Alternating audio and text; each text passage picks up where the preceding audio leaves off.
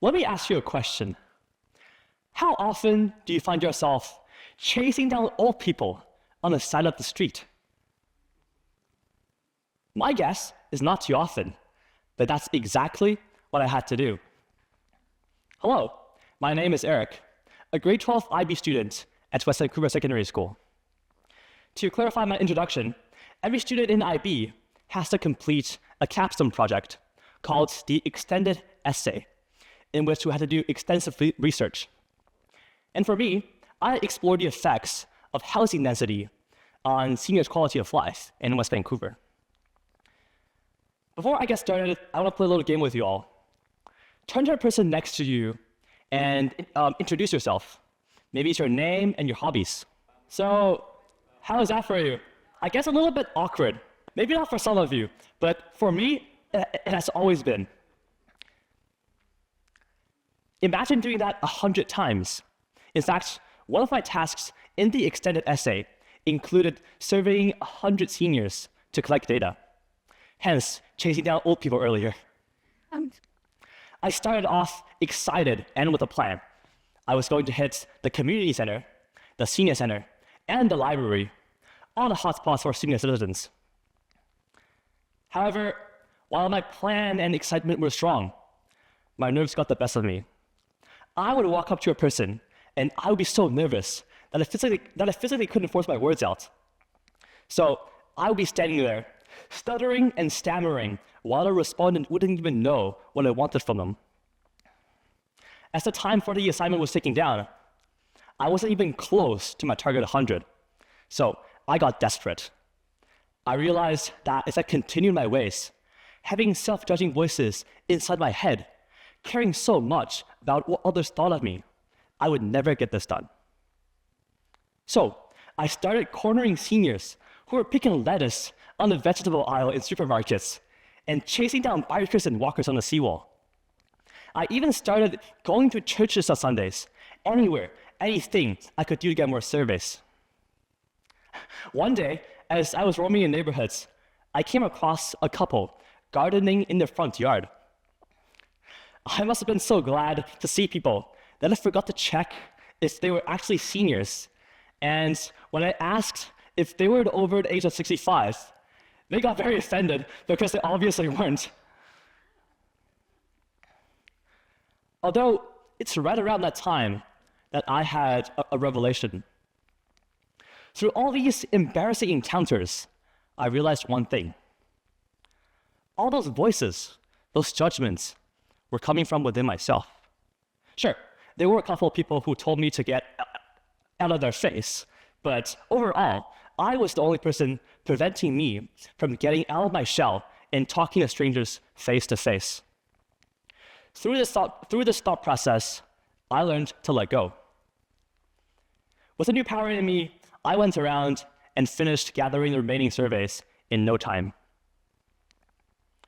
Take the first step. Take 50 steps. Take 100 steps. Whatever it is, it's important to realize that these steps aren't the destination. They are precious milestones for you to flesh out your true self. And it's through repeated awkward interactions and mistakes like mine that improve you over time. However, what if you aren't talking in front of strangers? What if you're talking in front of your classmates, who you care about, and who you will see again and again? Recently, our class of 100 IB students participated in an IB retreat to Squamish.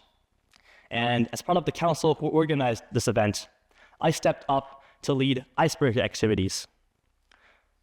On the bus to the camping site, I was feeling anxious yet again. I thought about how my classmates were expecting an eloquent leader who communicates clearly, who is confident and charismatic, and who is capable of talking in front of a crowd. However, I felt like an imposter. What if they see who I truly am? An insecure international student who lacks social skills and can't talk to save his life. I really wanted my classmates' affirmation, and I wanted them to have a good time. But I didn't trust myself that I would deliver. So the pressure and stakes were quite high. As we settled in the camp and the night descended upon us, we gathered in the gym and the icebreaker activities began. With a blend of excitement and jitter, it was time to step up. Starting with cabin group introduction, I worked my way to 3 bigger team games and eventually took the stage to lead Hungry Hungry Hippo, which was a massive 4-team battle. As I held the microphone and emceed in front of my class, I was surprised. I spoke with a determined voice and delivered flowing sentences. And not only did people understand me, which was the main goal I set for myself, they told me after that the game was their favorite event throughout the night. That was a big win for me. However, sometimes when you step, you trip, and it sucks. There was a girl that I had a crush on for about a year, and the next day, with lingering excitement, I talked to her and told her my feelings, but she wasn't interested. It was as if I hit a massive wall, and all my momentum had stopped. This was someone that was on my mind for a long time, and hearing that was just heartbreaking. I made a mental effort to not let that bring me down, get my self-esteem back together, and most importantly, take the next step. So, I organized the Ultimate Frisbee Workshop. I led the massive Capture the Flight game where everyone was running around on this gigantic field, having so much fun, and it was so rewarding for me to see the games appreciated as the organizer. Adding the cherry on top, as we huddled together around the campfire for our second night, I performed my stringless yo-yo routine during the talent show, and it was the best night of my life.